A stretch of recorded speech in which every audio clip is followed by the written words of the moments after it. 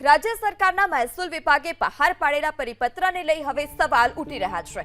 સરકારના પરિપત્ર અનુસાર 7 વર્ષથી વધુ સમય માટે ભાડાપટ્ટે આપેલી જમીન જંત્રીના 60% ભરી કાયમી કરી શકાશે, એટલે કે માત્ર 60% જંત્રી ચૂકવી ભાડુઆતો જમીનના માલિક થઈ શકશે।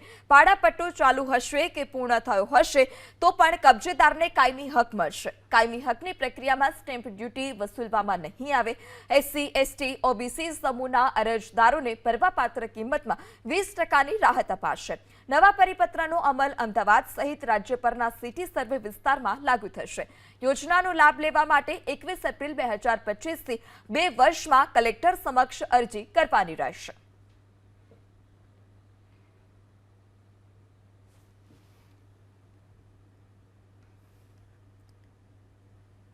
तो महसूल विभागना परिपत्रने लई कांग्रेस नेता मनीष दोशीना प्रहार। मनीष दोशीए सरकारी परिपत्र મળતિયાઓને લાભ કરાવવાના હેતુથી કર્યાનો આરોપ લગાવ્યો છે।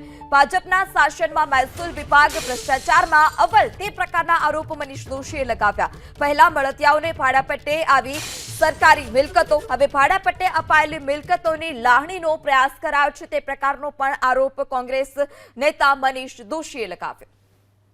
ભાજપાની સરકારમાં નીતિને નિયત હોય તો તાત્કાલિકપણે જાહેરાત કરે કે ગુજરાતમાં નાના લોકો જેઓ સરકારી મિલકતની નાની વસ્તુમાં ભાડાપટ્ટી ઉપર છે, નાનો દુકાનદાર હોય કે અન્ય હોય, નાની મિલકત ધારકો કેટલા છે ભાડાપટ્ટા ઉપર, અને આ નિયમથી એને કેટલો લાભ થશે, મોટી મિલકતો વાળા કેટલા છે અને કોની સાથે સંકળાયેલા છે, કરોડો રૂપિયાની સરકારી પ્લોટો ઉપર ભાડાપટ્ટે રાખીને એ લાભાર્થી હોય કોણ છે અને એનાથી કમલમમાં કેટલા કાળા નાણાં જમા થાય છે, આ તમામ ગુજરાતની જનતા જાણવા માંગે છે।